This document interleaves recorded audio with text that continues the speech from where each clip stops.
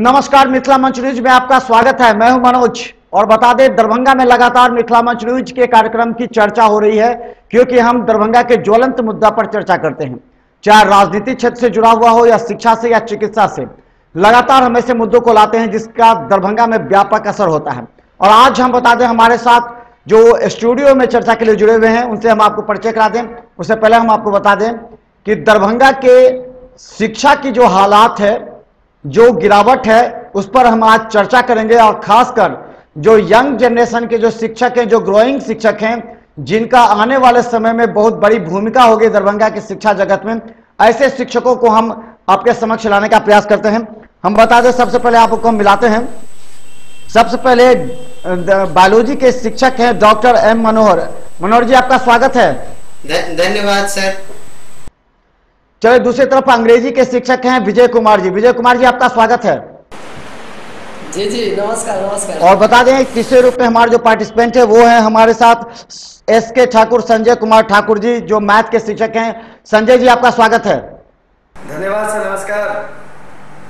तो चले, तीनों पार्टिसिपेंट हमारे साथ जुड़ गए हैं और आप पूरे 45 मिनट जरा गौर से इस पर चर्चा देखिएगा, दरभंगा की तमाम जनता। और अगर आपको इस चर्चा में कुछ भी अगर सवाल पूछना हो तो जो हमारे इस टीवी स्क्रीन पर नंबर चल रहा है, आपको हम उस स्क्रीन पर आप अपने सवालात या सुझाव दे सकते हैं। लेकिन हम सबसे पहले आपको दिखाते हैं दरभंगा की शिक्षा की हालात। मिथिलांचल का एकमात्र टीवी चैनल मिथिला मंच न्यूज अब यूट्यूब पर भी। आप यूट्यूब पर मिथिला मंच न्यूज सब्सक्राइब कर न्यूज के लिए रहे अपडेट। इसके अलावा पोर्टल पर www.mithilamachnews.com पर भी दिन भर। हम सबसे जानना चाहेंगे, बायोलॉजी के शिक्षक हैं मनोहर जी। मनोहर जी, ये बताइए कि आखिर जो शिक्षकों की भूमिका होती है छात्रों की असफलता में, वो किस कदर होती है? छात्र जो असफल होते हैं उसमें शिक्षकों की क्या भूमिका होती है? मनोहर जी, किस तरह छात्रों की असफलता में शिक्षकों की किस तरह की भूमिका है? मनोहर जी। जी सर, इस पे मेरा ये कहना है कि आजकल जो शिक्षा व्यवस्था है उसमें कुछ ऐसे शिक्षक हैं जो समय पे सिलेबस को कंप्लीट नहीं कर पा रहे हैं। इसकी वजह से छात्रों को सही समय नहीं मिल पा रहा है रिवीजन के लिए। और ये एक सबसे बड़ा मुद्दा है आज असफलता का। छात्रों के बीच जो असफलता का लगातार गिरता हुआ ग्राफ है, इसकी वजह यही है। दूसरी बात मैं इस पे ये रखना चाहूंगा कि शिक्षकों की कुछ अपनी मोनोपॉली हो गई है, जिसकी वजह से छात्र लगातार डिमोरलाइज हो रहे हैं और असफल होने के कगार पे पहुंच गए हैं। इसमें बहुत जल्द ही बदलाव की आवश्यकता है। अगर ऐसा नहीं होगा तो हो सकता है इस बार जो 30% रिजल्ट आए हैं अगले वर्ष 20 या 15% पे पहुंच जाएंगे। विजय जी, क्या लगता है कि छात्रों की असफलता में किस तरह शिक्षकों की भूमिका है? जी, सबसे पहले तो मनोज जी, आपको मैं धन्यवाद देना चाहता हूँ कि ऐसे मुद्दों पर आपने मुखर होकर के बेझिझक आपने ये सवाल पूछा है, वो भी इस स्थिति में जिस स्थिति में आज के मिथिलांचल के स्टूडेंट हतोत्साहित हो रहे हैं। मेरा मानना है कि अगर शिक्षक यह अपना रिस्पॉन्सिबिलिटी समझ ले कि हम यहाँ पर केवल फी वसूलने के लिए नहीं, बल्कि स्टूडेंट्स के करियर के लिए हम यहाँ आए हैं, तो मैं मानता हूँ कि अगर स्टूडेंट और टीचर दोनों मिलकर के एक साथ अगर पुरजोर तरीके से मेहनत करें, स्टूडेंट को भी लगे कि नहीं हमें पढ़ना है और टीचर को भी लगे नहीं, स्टूडेंट जिस नज़रिए को लेकर के यहाँ आए हैं उस पर हम खरे उतरेंगे और हर संभव प्रयास करेंगे ताकि मिथिलांचल का जो शिक्षा व्यवस्था है वो उनका ग्राफ दिन प्रतिदिन जो है इंक्रीजमेंट और डिक्रीजमेंट ना हो। जहाँ तक इसमें शिक्षक का भूमिका है सर, मेरा मानना है कि आप में एक मॉडल शिक्षक होने का सारा क्वालिटी होना चाहिए। आप जानते हैं कि आज का दुनिया जो है, चाहे वो इंग्लिश के हो या मैथमेटिक्स या बायोलॉजी या किसी भी सब्जेक्ट का, मेरा मानना है कि हर सब्जेक्ट स्टूडेंट्स के लिए काफ़ी इम्पोर्टेंट है। और उसे अगर बराबर के नज़रिए से मेहनत करने के तरीके से उसमें बदलाव ला करके एक पॉजिटिव रास्ते में मतलब अगर स्टूडेंट मेहनत करता है और उस पर टीचर फोर्स देते हैं, संजय जी गणित के सफल बनेंगे और इसमें शिक्षक की भी भूमिका उतना ही मजबूत है। संजय जी, क्या लगता है कि छात्रों की असफलता में किस तरह शिक्षकों की भूमिका है? देखिए, एक्चुअली में क्या हमारा ये मानना है सर कि आप तो ये काम कर रहे हैं, ठीक है, कि सभी सर को टीवी पर ला करके दिखा रहे हैं, ये बहुत अच्छी बात है, एक अच्छी पहल है आपकी, बहुत ही अच्छी पहल है, जिससे कुछ सर लोग इसे देख करके हो सकता है प्रेरित होंगे इस बात के लेकर के। हमने देखा है दरभंगा में जो सर लोग हैं, कुछ सर हैं जो बहुत पुराने हैं, कुछ नए हैं। मैं किन्हीं के बारे में कुछ कहना नहीं चाहता हूँ ऐसे स्पेशली कहा जाए तो, लेकिन बस कुछ स्टूडेंट सब जो होते हैं आजकल बहुत वीक होते हैं, ठीक है। वीक स्टूडेंट क्या करते हैं शौक से कि फलाने भैया ने, फलाने भाई साहब ने, उन्होंने साइंस रख लिया तो अच्छे चले गए, तो वो बात जो होती है उस पर भी बच्चे के स्टूडेंट को खासकर ध्यान देना चाहिए कि उसका बेसिक बहुत वीक होता है, ठीक है। जिस वजह से बच्चे, जैसे मैं साइंस का एक शिक्षक हूँ तो साइंस के तरफ के बारे में ही बता पाऊँगा ज़्यादा, कि बच्चे जो होते हैं एक्चुअली में बहुत वीक होते हैं, पुअर होते हैं, उसका बेसिक थोड़ा सा कमज़ोर होता है, ठीक है। तो उसके बेसिक पर भी थोड़ा सा जब बच्चे 10th करके आते हैं 11th में, तो जो भी सर हैं 11th या JEE मेंस या 12th की तैयारी करवाते हैं, बेसिक कंसेप्ट पर थोड़ा सा एक बार रिव्यू कुछ दिन 10 दिन 15 दिन जो है बच्चों को पढ़ाया, जिससे बच्चे थोड़ा सा स्ट्रॉन्ग हो पाएंगे। और दूसरी बात जो है सो आजकल सर कुछ सर हैं जो बच्चे को डरा धमका के रखते हैं, ऐसा नहीं होना चाहिए। बच्चे को डरा धमका के रखने से बच्चे अपने जो समस्या होते हैं पार्टिकुलरली वो सर से पूछ नहीं पाते हैं, इस वजह से सर को लगता है कि सभी बच्चे बराबर समझ रहे हैं, सभी अच्छा रिजल्ट लाएंगे, ऐसा एक्चुअली हो नहीं पाता है। इसीलिए मैं कहूँगा कि सभी सर से निवेदन है, मेरा रिक्वेस्ट है कि बच्चे को डरा धमका के न रखें, बस उनसे फ्रेंडली बिहेव करें। अब बच्चे की जो वीकनेस पॉइंट है उस पर खास कर ज़्यादातर ध्यान दें, तो बच्चे क्या होंगे, अच्छे से प्रिपरेशन कर पाएंगे, और प्रिपरेशन अच्छे से कर पाएंगे तो निश्चित तौर पर चले। हम आपको अच्छी बातें आपने कही हैं, लेकिन अब हम आपको बता दें कि अब हम लोग चर्चा कर सकते हैं, डिबेट एक दूसरे से। पहले हमें आप लोग की प्रतिक्रिया जाननी चाहिए, और हम बता दें, सबसे पहले बता दें, एम मनोहर जो दरभंगा में अभी 1 वर्ष के अंदर आकर के जो उन्होंने छात्रों के बीच अपनी पहचान बनाई है बायोलॉजी के छात्र में, हमें लगता है कि डॉक्टर और ये बाहर रहने के बाद, कोटा एवं अन्य जगह रहने के बाद, ये जब दरभंगा में आकर अपने क्षेत्र बना रहे हैं, तो ऐसे में हमें लगता है कि उन छात्राओं की जिज्ञासा बढ़ गई है। और एम मनोहर जी, शायद आप नहीं जानते हैं, मेरे पास एक डाटा है जो हम आपको दिखाते हैं। दरभंगा में ऐसे शिक्षक हैं, 70% शिक्षक ऐसे हैं जो सिलेबस समय पर पूरा नहीं करते, या 11th में तो यूँ माने कि एक पहला चैप्टर स्टार्ट करते हैं तो सीधा 8वां चैप्टर स्टार्ट करते हैं, बीच के चैप्टर को छोड़ देते हैं। जल्दी रहती है उनको तो 11th समाप्त करने की, और बाद में जो 12th का स्टार्ट कर देते हैं। तो मेरे पास एक डाटा है, क्या आप इस डाटा से सहमत हैं? क्या आपको अनुभव हुआ है अभी आप दरभंगा में अभी 1 साल आपका अनुभव? हाँ जी, एकदम सहमत हूँ मैं सर, आपकी बातों से एकदम सहमत हूँ। और मैं तो एक बात और इस बीच में आपकी बात में जोड़ना चाहूँगा कि यहाँ पे कुछ शिक्षक ऐसे हैं जो 11वीं की जब सिलेबस शुरू होती है तो सीधे 12वें 13वें चैप्टर से सेल से पढ़ाना शुरू कर दिया, और उस सेल को लगातार 3 महीने 4 महीने तक पढ़ाते हैं, और लास्ट के टोटल 11th के सिलेबस में सर मैं आपको बताना चाहूँगा कि 22 चैप्टर है। आप 2 चैप्टर 3 चैप्टर को 4 महीने में पढ़ा रहे हैं, और जो बाकी के 17-18 चैप्टर बच गए उसमें आप देते हैं 6 महीने। कैसे सिलेबस कंप्लीट होगा? सवाल ही नहीं उठता है। इसकी वजह है कि आपने उस तरीके से मेहनत नहीं की है। कहीं ना कहीं ये शिक्षकों की कमी है जो अपने छात्रों पे भी जा रहा है, उन्हें सिलेबस सही समय पे कंप्लीट करने का एक सही नजरिया नहीं है, क्योंकि उन्होंने कभी प्रोफेशनल पढ़ाई नहीं की है, नॉर्मल ग्रेजुएशन कर लिया है, और इसकी वजह से बच्चों को प्रोफेशनल करवाने के तरीके से वो भाग रहे हैं, सिर्फ 11th 12th, और वो भी सही समय पे नहीं करवा पा रहे हैं। ये बहुत बड़ा ड्रॉबैक है। और क्या असर पड़ेगा? क्या असर पड़ेगा? इसका असर सर पड़ रहा है, और मेरी ये कोशिश है कि आने वाले समय में इसका बदलाव हो, शिक्षक अपने आप को बदले, एक सही समय पे सिलेबस को कंप्लीट करे, जिससे बच्चों पे प्रेशर नहीं आए। विजय जी, ये बताइए कि आखिर इस शिक्षक कब जागेंगे? ये बात आज से नहीं, विगत 5 वर्षों से 7 वर्षों से हम उठा रहे हैं कि समय पर सिलेबस कंप्लीट हो जाए, और सिलेबस को इस तरह बच्चों के बीच ले जाए ताकि बच्चे समझ पाए। रिजल्ट खराब होगा तो बच्चे कमजोर हो जाएंगे।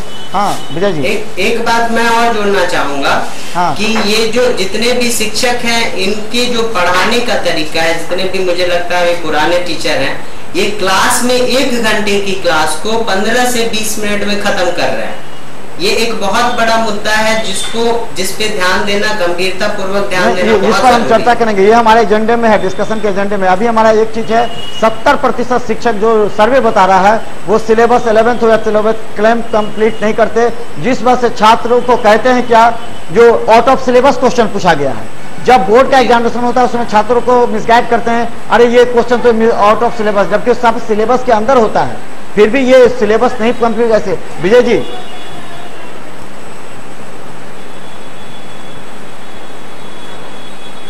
जी जी जी जी, आप बिल्कुल बहुत अच्छा प्रश्न किए हैं अभी। और जैसा कि मनोहर सर ने जो बात उठाया है वो ठीक है, उनका बोलना जायज़ है, लेकिन इसकी चर्चा हम लोग बाद में कर लेंगे। अभी जहाँ तक देखिए सर, मेरा मानना है कि यहाँ स्टूडेंट्स अधिकांशतः तो गांव के बच्चे हैं, 75-80% के बच्चे गांव से आते हैं, और उनको शिक्षक को चयन करने में कहीं ना कहीं धोखा हो जाता है। सर हकीकत आप पूछ रहे हैं तो हम लोग बेस्ट क्वालिटी देते हैं, स्टूडेंट्स को यह समझाते हैं कि बुआ तुम्हें पढ़ना है, और इसके बावजूद भी हम लोगों के पास स्टूडेंट्स बहुत कम आ रहे हैं, और जितना आ रहे हैं वो क्वालिटी बेस्ड स्टूडेंट आ रहे हैं, और वो समझ रहा है कि सर कैसे पढ़ाते हैं और सर का पढ़ाने का मेथड्स क्या है। हाँ, जहाँ तक और शिक्षक का सवाल है तो यह बात सही है, मानना पड़ेगा सर, ये कटुक सत्य है कि यहाँ के कुछ टीचर नहीं बल्कि 70% ऐसा टीचर है कि केवल वो सोचते हैं कि चलो किसी भी प्रकार से कहीं ना कहीं महीना के 1-2 तारीख 5 तारीख हो जाएगा, हम फी ले लेंगे, जेब भर लेंगे, उसके बाद मेरा काम भैया समाप्त है। बैच में इंटरटेनमेंट कराते हैं, भाई ये कौन सा आप एजुकेशन दे रहे हो बच्चे को, ये कौन सी टीचर की क्वालिटी है। इसके पीछे तो बहुत बड़ा माफिया गिरी है विजय जी, आप नहीं सोच पाएंगे, हमने बहुत शिक्षकों को जाना है। ये लोग पंचायत, गांव और प्रखंडों से ही अपने कॉन्टैक्ट पे करवाते हैं कि 10th के हर जगह प्रखंड के टीचर से कमीशन पर बात करते हैं। सबसे बड़ी बात है कि शिक्षा जगत में अगर कमीशन गिरी हो तो बहुत दुखद बात है। बिल्कुल बिल्कुल मनोज जी आपका क्वेश्चन बिल्कुल सत्य है सर, इसमें किसी प्रकार की कोई ठीक ही नहीं। जहाँ देखिएगा कि मैट्रिक का एग्जामिनेशन समाप्त हुआ, यहाँ के जो बिजनेसमैन सब टीचर सब जो हैं कुछ एजेंट को भर्ती करते हैं और अपने गांव में पंचायत में प्रखंड लेवल पर भर्ती कर देते हैं और कहते हैं कि तुम वहाँ जाकर के स्टूडेंट को ऑब्जर्व करो और वहाँ भेजो, डायरेक्टली यहाँ भेजो, और हम ही पढ़ाते हैं जो निश्चित तौर पर। लेकिन ये लोग ये शिक्षक नहीं समझ पाते हैं। और बता दें, मिथिला मंच न्यूज ऐसा न्यूज चैनल है जो बेबाक शब्दों में अगर जो गलत है उस गलत को उठाती है, भले इसके लिए कुछ माफिया शिक्षकों को दुख पहुंचे तो उसकी हमें तनिक भी परवाह नहीं, क्योंकि अगर हम छात्र और शिक्षक के हित में अगर सोचते हैं तो हमारा कर्तव्य बनता है कि छात्र और शिक्षक में जो कमी है उस कमी को दूर करना, क्योंकि दरभंगा के इतिहास का सवाल है। हम आपको बता दें, हमारे साथ एस के ठाकुर जी हैं, संजय जी, मुरली मनोहर सर ने जो संजय जी बात 100% सही है। कुछ सर जो लगता है संजय जी से हमारा संपर्क टूट गया है, हम उनसे संपर्क करने का प्रयास करेंगे। 3 घंटा तो हम बता दें विजय जी, एक चीज ये बताइए, अभी मनोहर जी ने भी कहा, आखिर ऐसे शिक्षकों को कैसे जागाएंगे आप, किस तरह फोकस नहीं हो पाते हैं।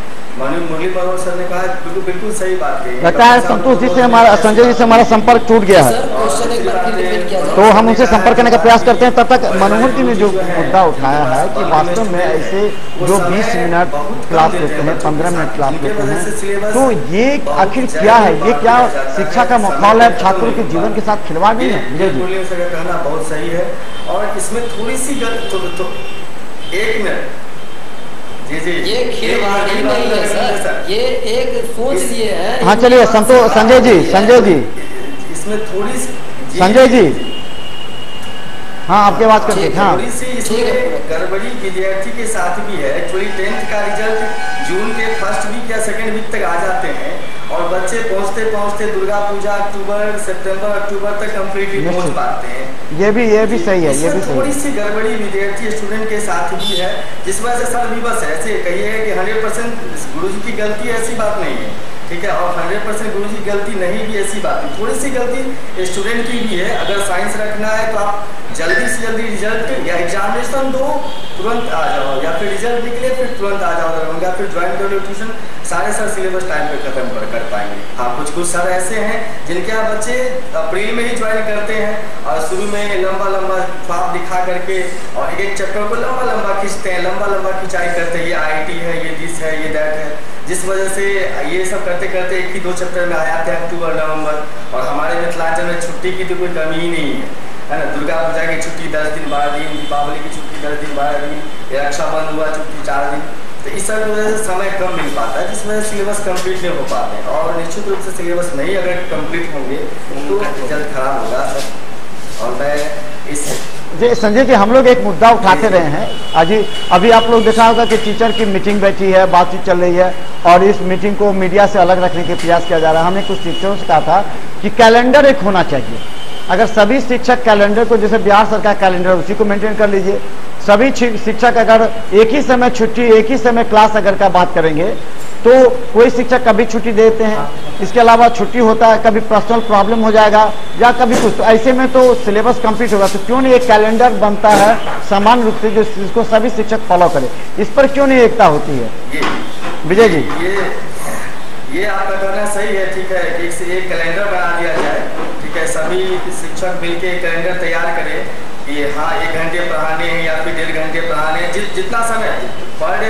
एक्चुअली है कि सिलेबस एक टारगेट है, टारगेट को खत्म करने की एक समय सीमा निश्चित तय करना जरूरी है सर। सबसे बड़ी बात है, समय सीमा अगर तय नहीं किया जाएगा तो उसके हिसाब से काम नहीं होगा। अगर हमारे पास 6 महीने बच्चे हैं तो हम 1 ही घंटा क्यों पढ़ाएं, हम बच्चे को 1.5 घंटे क्यों नहीं पढ़ाएं? अगर सिलेबस हमें समय पर खत्म करना है, एक शिक्षक की अगर हम रिस्पॉन्सिबिलिटी जिम्मेवारी लेते हैं, बच्चे को अच्छे गाइड करना है, तो हम 10 मिनट 15 मिनट आधा घंटा 30 मिनट क्यों? अगर हमारे पास 6 महीने बच्चे हुए तो हम क्यों नहीं बच्चे को 2 घंटे क्लास में, बीच में 10 मिनट 15 मिनट के ब्रेक दें, बच्चे ताकि रिलैक्स होकर समझ पाए और सिलेबस को टाइम पर खत्म कर पाए। ठीक है, ये जरूरी है। आपने कहा मनोहर जी, मनोहर जी, मनोहर जी, मनोहर जी, विजय जी, ये हाँ बोलिए जी। मेरा मानना है सर, अगर मान लीजिए भूखा कोई आदमी है और उसको बेवजह आप 2 किलो भोजन खिला रहे हैं जबकि उसको पचाने की क्षमता नहीं, तो इससे तो बेहतर है ना सर कि उसे एक डोज में दिया जाए और रेगुलरली दिया जाए। जहाँ तक बिल्कुल अभी देखिए, अभी संजय जी बहुत अच्छे बात कर रहे थे, मैं उनके बातों से सहमत हूँ, लेकिन कुछ मैं करेक्ट कर देना चाहता हूँ। जहाँ तक शिक्षक संघ की बात कर रहे थे मनोज जी आप, तो शिक्षक संघ में आप जिस बातों को रखते हैं इस बातों का फॉलो भी होना चाहिए। ये नहीं कि हम फोरम पर तो चर्चा कर लिए, लेकिन भाई इसके बाद क्या होगा इसका कोई दिक्कत नहीं है, हम 100 रुपये। मनोहर जी आप आवाज सुन रहे क्या? मनोहर जी, केवल यही चल। मनोहर जी, लगता है मनोहर जी से हमारा संपर्क टूट गया है। रमेश, मनोहर जी से हमारा संपर्क टूट गया। हम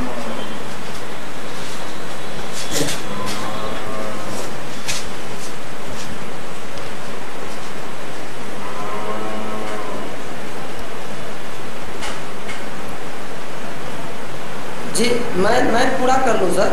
कहा जाए विजय जी, कहा जाए, मैं अपनी बात पूरा कर लूँ।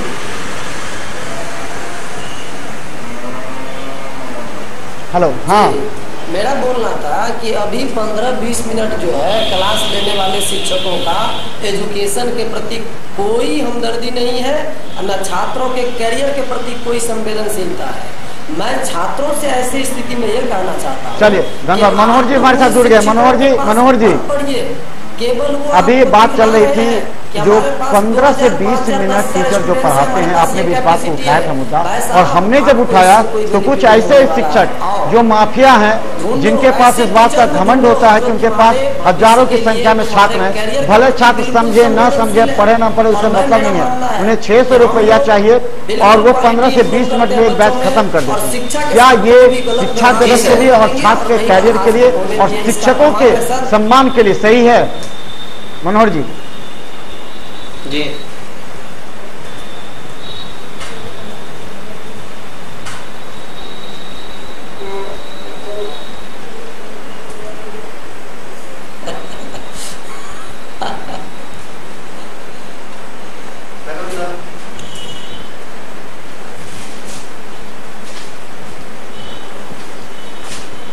सर बिल्कुल ये सम्माननीय बात नहीं है। आप 1 घंटे के लिए आप शिक्षक होके बोलते हैं कि हाँ बच्चा तुम्हारा टाइम हुआ 7 से 8 या 8 से 9, लेकिन आप 7 बजे के बजाय 7:30 बजे, 7:45 बजे जाते हैं और छोड़ने के टाइम में एकदम 8 बजे छोड़ देते हैं। इस तरीके से तो सिलेबस कंप्लीट नहीं होगा। किसी भी टीचर के लिए किसी भी सब्जेक्ट में इस तरीके से सिलेबस कंप्लीट करना बहुत ही मुश्किल है। अगर मैं अपने ही सब्जेक्ट की बात करूं, बायोलॉजी में टोटल 22 चैप्टर हैं, जिसमें से 2 मेजर टॉपिक है ह्यूमन फिजियोलॉजी और प्लांट फिजियोलॉजी। ये पॉसिबल ही नहीं है कि 1 साल 15-15 मिनट पढ़ा के कोई भी टीचर सिलेबस कंप्लीट कर दे।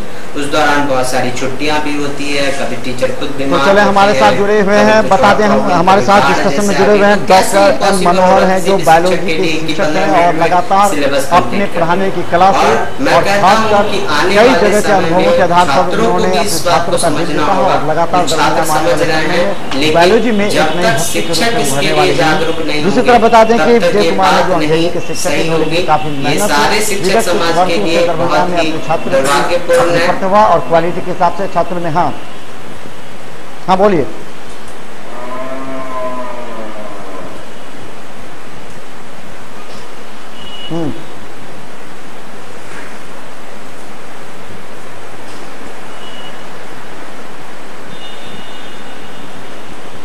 हाँ मनोज सर,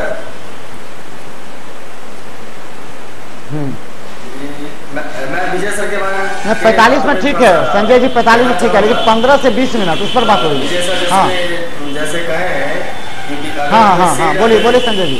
जितना खाना उसको डबल खाना खिलाया जाए तो वो नहीं खा पाएगा। सर ये एग्जाम्पल अगर आप कहते हैं पढ़ाई के बारे में, तो ऐसी बात नहीं है।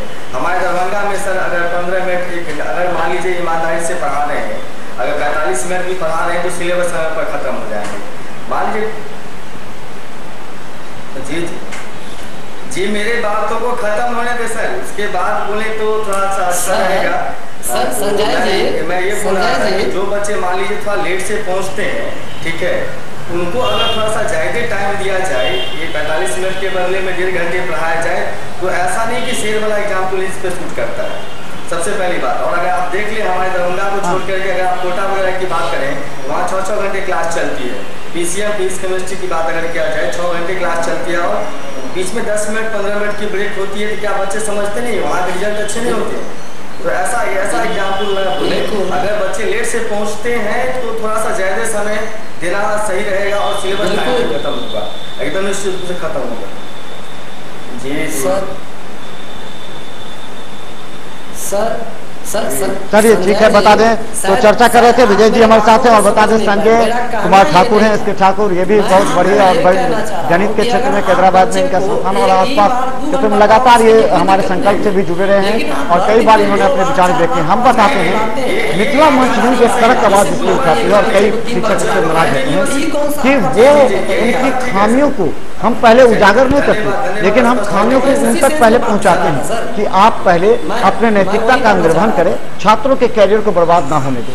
क्योंकि जब दरभंगा का रिजल्ट खराब होता है तो हम लोग का सिर, भले कुछ शिक्षकों का सिर शर्म से झुके ना झुके, एक मीडिया कर्मी का जरूर सिर शर्म से झुकता है, उन अभिभावकों का सिर शर्म से झुकता है। वो वैसे शिक्षक जिन्होंने अपनी कर्तव्यनिष्ठा ईमानदारी से पढ़ाया है, वैसे शिक्षकों का सिर शर्म से झुकता है।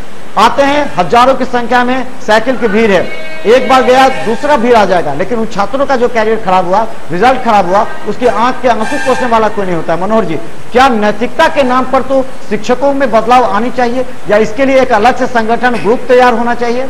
मनोहर जी।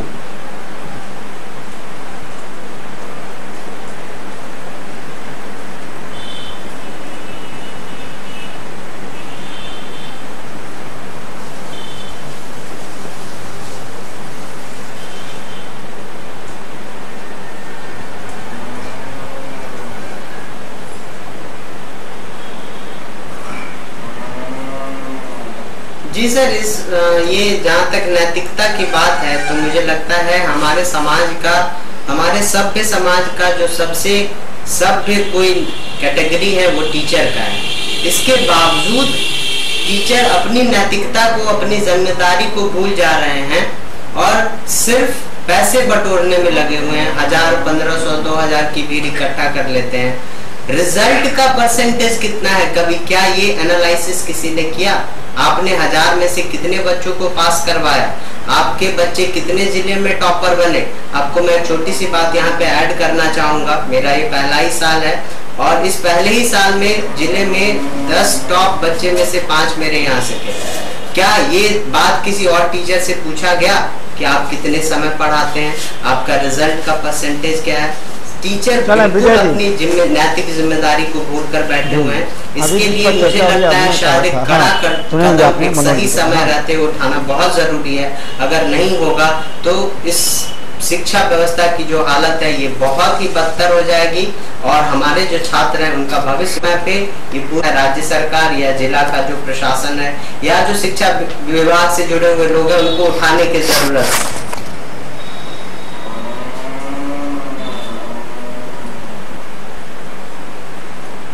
जी जी जी जी जी जी बिल्कुल मनोहर, जैसे कि मनोहर सर ने नैतिकता की बात की, बिल्कुल आप बहुत बड़ी बात कहा सर। एक बात मैं यह भी करूं कि सर ये शर्म की बात तब हो जाती है जब शिक्षकों को नैतिकता की बात पढ़ाना पड़ता है और जब कुछ शिक्षकों को आप जाकर के समझाइए कि सर आपने नैतिकता को क्या कर रहे हैं तो कहेगा हम गांधी थोड़ी है, अरे हम चाणक्य जी थोड़ी है, हम स्वामी विवेकानंद जी थोड़ी है कि हम उसके नीतियों पर चलें। संजय जी जो सच्चाई है उस सच्चाई पर तो आखिर कुछ शिक्षकों को आना ही आगे और एक नया जनरेशन अगर ये देख रहा है खामी सीनियरों में और कई जगहों पर तो एक नए जनरेशन को क्रांतिकारी कदम उठाना पड़ेगा।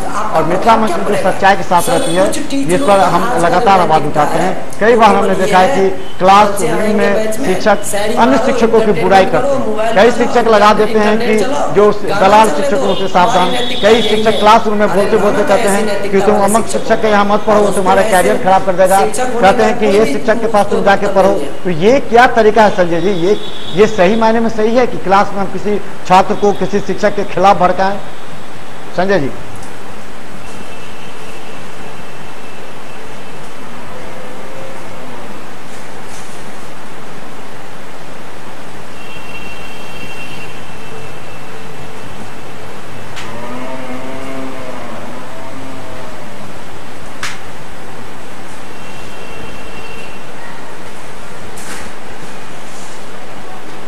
जी जी जी मनोज सर, मैं आपके बातों पे पूरी तरह सहमत हूँ। सबसे पहले बात सभी गुरुजी से निवेदन है कि कृपया अपने क्लास में पढ़ाने के दौरान किसी भी शिक्षक अन्य शिक्षक की ना तो बुराई करें, मैं तो बताऊँ नाम ही नहीं लें, सबसे बड़ी बात है। क्योंकि आप अपना कर्तव्य निभाएं। आपके पास जो छात्र छात्राएं पहुँचे हैं उनके भविष्य के लिए जो अधिक से अधिक मतलब कहो तो मैक्सिमम जो आपसे हो सकता है उस पर खासकर अपने सब्जेक्ट के प्रति आप ध्यान दें। किसी और शिक्षक के बारे में बुराई करना या किसी शिक्षक के बारे में बताना वो अच्छा पढ़ा रहे हैं वो बुरा पढ़ा रहे हैं, उनके यहाँ मत पढ़ो, उनके यहाँ पढ़ोगे तो कैरियर खराब हो जाएगा, ये सब एक शिक्षक की क्वालिटी नहीं है। ये शिक्षक की क्वालिटी नहीं है। ये हुआ सिर्फ अपने आप पे घमंड करना, ये बुरी बात है। कोई भी सर अगर पढ़ा रहे हैं सभी सर में क्वालिटी है, सभी अच्छे पढ़ाते हैं। जहाँ तक रह गई बात सिलेबस खत्म करने की, इस पे विशेष ध्यान देने की ज़रूरत है। बच्चे को टेस्ट लेने की, इस पर विशेष ध्यान देने की ज़रूरत है। बच्चे को समय पर टेस्ट हो और जिस पैटर्न पे एग्जामिनेशन होते हैं उस पैटर्न पे टेस्ट होना जरूरी है ताकि रिजल्ट का ग्राफ बहुत ऊपर जाएगा। ठीक है। और सबसे बड़ी बात है कि बल्क में स्टूडेंट को पढ़ा रहे हैं, इसके लिए हमें कोई दिक्कत नहीं है, हम इस बात से सहमत हैं। चलें ठीक है। हम बता दें कि हमारे साथ काफी अहम मुद्दे पर चर्चा करें और इस चर्चा को दरभंगा में चर्च लेकिन एक बैच में अगर वो पढ़ा रहे हैं उनके पास एक बैच में 200 बच्चे 300 बच्चे जितने बच्चे बैठे हैं वो मैटर नहीं करता। लेकिन सभी बच्चे पर अगर बराबर ध्यान दे पाते हैं तो एक शिक्षक का गुण है। अगर वो सभी बच्चे पर बराबर ध्यान नहीं दे पाते हैं तो इतना बल्क में स्टूडेंट को ना पढ़ाएं, सबसे बड़ी बात। और मनोज सर एक मिनट सर, मनोज सर मैं थोड़ा सा और बोलना चाहूँगा। जैसे मनोहर सर ने कहा था कि बल्क में स्टूडेंट को पढ़ाते हैं और रिजल्ट देखना, वास्तविक बात है। अगर आप 2000 स्टूडेंट को पढ़ा रहे हैं और उसमें से एक आध दो का रिजल्ट आ जाता है, जगह जगह होर्डिंग लगा देते हैं, फलना बोलते बीएचजी को मेरे यहाँ से 20 है दैट है। नहीं, आप बल्क में स्टूडेंट पढ़ाते हैं तो बल्क में रिजल्ट देते हैं। तब तो बेस्ट बने सर। बात तो यहाँ से मौली मोहम्मद भाई की बात बिल्कुल सही है, उनके बात से मैं तो चलें, धन्यवाद, हमारा समय पूरा हो गया। और हम बता दें हमारे साथ जो एम मनोहर, डॉक्टर एम मनोहर बायोलॉजी के शिक्षक हैं, विजय कुमार हैं इंग्लिश के शिक्षक हैं, और संजय कुमार ठाकुर हैं जो मैथ के शिक्षक हैं। और लगातार हमारा दरभंगा के विभिन्न शिक्षकों के बीच यह परिचर्चा जारी रहेगा, डिबेट, क्योंकि इस डिबेट का कोई असर पड़ेगा और हमें लगता है कि आज के डिबेट का बहुत व्यापक असर पड़ेगा। यूट्यूब में भी आज हमारे इस डिस्कशन को आप देख सकते हैं, इसको बच्चों के बीच शेयर करें ताकि बच्चे भी इस मुद्दे को देखें कि क्या हमारे शिक्षक दरभंगा के छात्र में और शिक्षा क्षेत्र में कितना कुछ कदम उठा रहे हैं और काम कर रहे हैं। तो आज हमारा, हम बता दें, मिथिला मंच न्यूज ने जो टेस्ट सीरीज प्रारंभ किया था 2007 से, इसका सीधा मकसद था कि बच्चों को 12वीं बोर्ड के आधार पर टेस्ट लेकर के एग्जाम फोबिया के हो रहे शिकार बच्चों को दूर करना। यानी हमारे 8 टेस्ट में जाने के बाद बच्चे टेस्ट में इतने परिपक्व हो जाते हैं कि 12वीं का फाइनल बोर्ड उनके लिए बहुत आसान लगता है। लेकिन कुछ शिक्षक इसका इसलिए विरोध करते हैं, वो समय पर सिलेबस कंप्लीट नहीं करते या वो छात्रों को हड़काते हैं कि अगर तुम टेस्ट दोगे तो तुम्हारी कमी पता लग जाएगी, जो नैतिकता भी नहीं है। गुरु का काम है कि आप पढ़ाएं और उसके बाद अपने बच्चों को पीठ ठोकर कहें, जाओ हमने तुम्हें बेहतर शिक्षा दी, अब मैदान में राष्ट्र स्तर पर, जिला स्तर पर तुम अपना नाम, अपने शिक्षक का, अपने माता पिता का नाम रोशन करो। 3 मुद्दे पर बात हुई है। पहला, शिक्षकों को समय पर सिलेबस कंप्लीट करानी चाहिए। जो शिक्षक 11th का नहीं कर रहे वो शर्म करें शिक्षा कैसे कि वो कम से कम 11th का शिक्षक समय पर करे, तो मिथिला मंच टीम सड़क पर उतरेगी और हम बच्चों से पूछेंगे कि हर मंथ, हर वीक आपका सिलेबस कहां तक पहुंचा, क्योंकि एक जिम्मेवारी एक मीडिया कर्मी की भी है। अगर कोई बच्चा सफल होता है तो मीडिया कर्मी भी इस बात को समझ सकते हैं। हमें उस शिक्षक की भावना को समझना है जो शिक्षक ईमानदारी से काम करते हैं, और उन शिक्षकों को भी समझना होगा कि जो शिक्षक शिक्षा जगत में जुड़कर शिक्षक के नाम पर खिलवाड़ करते हैं। दूसरी, तो कम से कम 45 मिनट एक वर्ग का संचालन होना ही चाहिए जिससे छात्र पूरी तरह समझ सके, क्योंकि 10-15 मिनट आने जाने में लगता है, बैठने में लगता है, तो कम से कम आधे घंटे भी बच्चे इस बात को समझ सकें। तीसरा जो महत्वपूर्ण मुद्दा है कि शिक्षक अपने क्लास में किसी भी शिक्षक की बुराई ना करें।